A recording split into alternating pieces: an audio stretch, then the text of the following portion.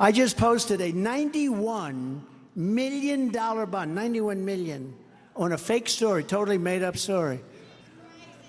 Think of it, 91 million.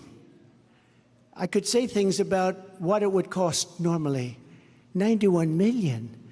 Based on false accusations made about me by a woman that I knew nothing about, didn't know, never heard of. I know nothing about her. She wrote a book, she said things. And when I denied it, I said, it's so crazy, it's false. I got sued for defamation.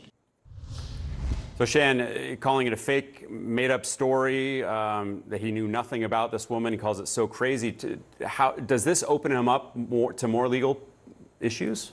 Yeah, he's the gift that keeps on giving to E. Jean Carroll and her attorneys. I mean, that's basically the whole kit and caboodle all over again. He continues to say it's false, he says it's made up, and that certainly opens him up to that. I mean, it's a legal strategic decision if they want to do another defamation suit, but on the face of it, even though he doesn't name her, it's obvious, I mean, incredibly obvious, that's the amount of money and those are the allegations, so it seems clear he's continuing to claim that it's false. So he was already found liable. He's already been told to pay more than $90 million. He's posted that bond. So you're saying that Carroll and her legal team could bring a new case based on what he's just said? Oh, I think so, yeah. I mean, that's up to them. They're the experts on it. But based just on listening to what he's saying, he is again saying that her allegations are crazy, that they're false, and he doesn't even know her.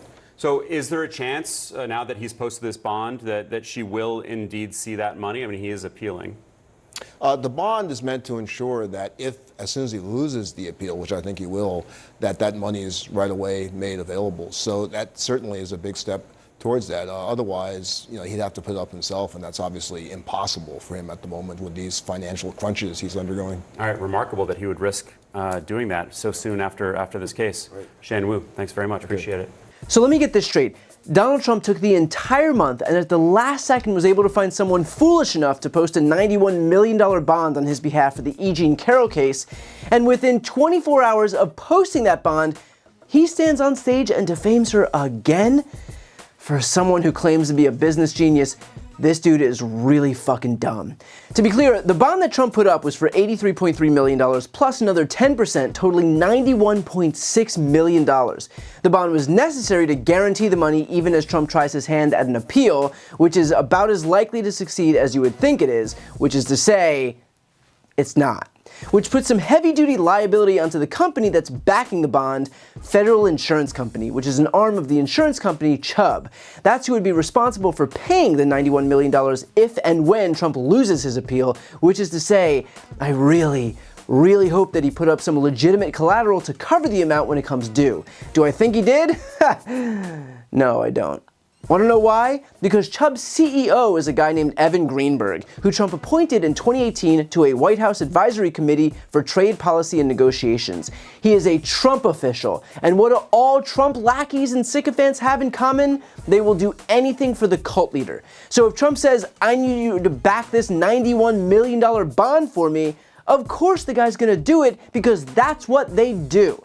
They throw away their financial stability, they throw away their law licenses, they throw away their very freedom if that's what Trump tells them he wants. Giuliani is broke, Jenna Ellis, Sidney Powell, and Kenneth Chesebro are indicted, and the list of Trump officials who've served prison time includes Steve Bannon, Peter Navarro, Michael Cohen, Paul Manafort, George Papadopoulos, Roger Stone, Rick Gates, and most recently, Alan Weisselberg, who is now headed back to Rikers. Starting to think that maybe, just maybe, loyalty to Trump doesn't exactly have a high return on investment.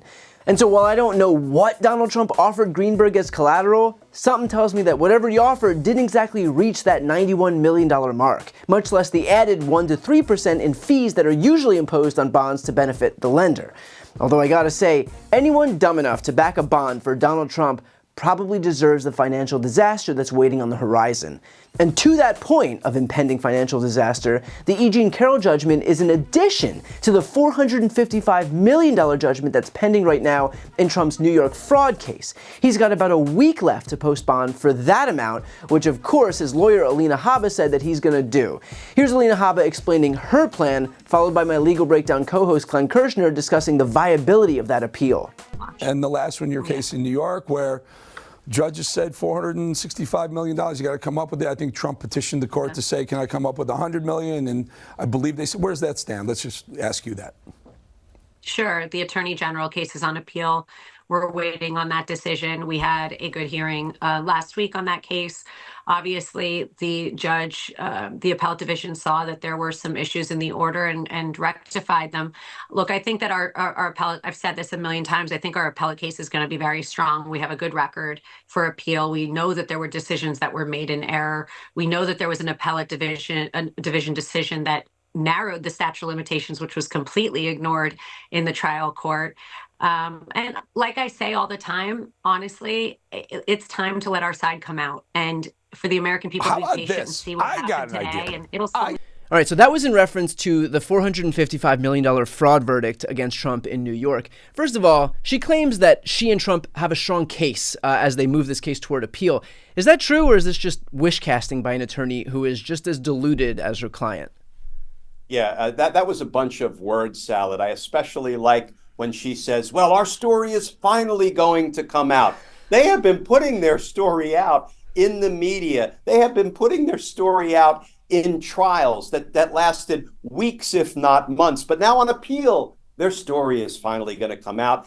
It's a bunch of word salad. It's a bunch of gibberish. They do not have strong issues on appeal. Based on my assessment, what I saw regarding the reporting of the evidence that was introduced that ended up in the massive money judgment against Donald Trump. When you tally it all up, plus interest, it's more than $500 million. And, you know, you really can't believe much of what Alina Habba says. She is the one who has taken Donald Trump down in flames. You know, he's been on the receiving end of this enormous money judgment. You know, I thought the first judgment of $5 million in the E. Jean Carroll was pretty staggering. That was quaint compared to what we're at now. Pocket change, $5 million, and then $83 million. And now Alina Habba as virtually lead counsel, even though she was kind of co-counsel with another attorney named Chris Kise. They lost a massive money judgment for Donald Trump. I can't believe he's all that pleased with them. But no, everything she says, it's more PR for the benefit of those people who listen to Trump's lawyers and are gullible enough to believe anything they say. And so now, all eyes turn to E. Jean Carroll and her attorney, Roberta Kaplan, who've now successfully sued Donald Trump twice, because let's be clear, they have a justification to sue him again. And just like Carroll was successful when Trump defamed her a second time, he did the exact same thing here. Remember, the point of these damages is to find a sum high enough that Trump won't do it again. The jury thought that number was $5 million the first time. It wasn't, considering Trump defamed her again within only 24 hours of that judgment being handed down, doing this. Usually you leave office, you say, I'm sorry, but I'm going to back home. I'm back home to my family and everything. I'm going to be resigned. My poll numbers went up, and they went up with the other fake charge, too. Because what's happening is they're doing this for election interference. This woman, I don't know her. I never met her. I have no idea who she is. I had a picture taken years ago with her and her husband, nice guy, John Johnson. He was a newscaster, a very nice man. She called him an ape. Happens to be African American. Called him an ape. The judge wouldn't allow us to put that in. Her dog or her cat was named Vagina. The judge wouldn't allow to put that in. All of these things but with her, they can put in anything. Access Hollywood. This was a jury of 9 people who found you liable. Do you think that will deter women from voting for you? No, I don't think so, because I think the whole thing, just so you understand, ready? I never met this woman. I never saw this woman. This woman said, I met her at the front door of Bergdorf Goodman, which I rarely go into, other than for a couple of charities. I met her in the front door. She was about 60 years old, and this is like 22, 23 years ago. I met her in the front door of Bergdorf Goodman. I was immediately attracted to her, and she was immediately attracted to me. And we had this great chemistry. We're walking into a crowded department store. We had this great chemistry, and a few minutes later, we end up in a room, a dressing room of Bergdorf Goodman, right near the cash register. And then she found out there were locks on the door. So she said, I found one that was open. She found one. She learned this at trial. She found one that was open. What kind of a woman meets somebody and brings them up, and within minutes you're playing hanky-panky in a dressing room, okay? I don't know if she was married then or not. John Johnson, I feel sorry for you, John Johnson. Mr. President. And that little moment right there meant he didn't just owe $5 million, but $83.3 million. And so now, given that Trump did it yet again, reason would have it that Trump would owe more than $83.3 million. Just to offer some math here, the percent increase from Trump's first penalty to the second penalty was 1,566%.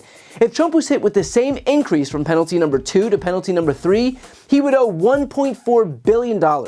Now, will that happen? Probably not. But will it be significantly higher than the $83 million he owes from the second time? It sure would. So look, at this point, Carol should waste zero time in bringing forward another lawsuit. She might as well just use the guy as her personal ATM. It's not like she has to build a brand new case either. The guy keeps committing the exact same violation as he has in the earlier times. And he's doing it because he doesn't think that the law applies to him. Just like he doesn't think the law applies to him in any of the other cases that he's contending with. From stealing classified documents, to trying to prevent the certification of the 2020 election, to complying with campaign finance laws. E. Jean Carroll is in a rare position to let him know, in no uncertain terms, that he will be held accountable for his actions. And I wouldn't be surprised if that's exactly what she moves to do. Before you go, I need some help. Please subscribe to the channel and do your part to help grow the progressive media ecosystem. I don't do sponsorships or paid ads, I won't ask for money, but just subscribing to this channel goes a really long way, and it helps get the message out to more people. The subscribe button is right here on the screen. You can also subscribe to my Spanish language channel, which I made to reach those crucial Spanish-speaking voters. That link is on the screen too. And finally, if you want to listen to my audio podcast, you can follow that link as well. Thanks so much for watching.